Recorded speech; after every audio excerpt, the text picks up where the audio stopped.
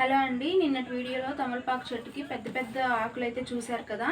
అలా పెద్ద పెద్ద ఆకులు రావడానికి నేను వాడే టిప్స్ ఏంటి అంటే, మనకి ఇలా కిచెన్ వేస్ట్ ఉంటుంది కదా, ఈ కిచెన్ వేస్ట్ అంతటిని మనం పడేయకుండా ఒక 2 days పాటు ఎండలో డ్రై చేసుకొని ఆ తర్వాత మన పాట్స్లో కొంచెం కొంచెంగా ఇలా వేసుకొని మట్టితో పాటు కలిపేసేయాలి. ఇలా మట్టితో పాటు మిక్స్ చేసేసుకుంటే మనకి అదొక 10-15 డేస్కి ఎరువుగా మారిపోతుంది. దీనితో పాటు నేను యూజ్ చేసేది ఇంకొకటి ఏంటి అంటే, ఇది వచ్చేసి ఎన్పికే అండి. నేను ఇది మీషోలో తీసుకున్నాను, లింక్ కావాలంటే చెప్పండి.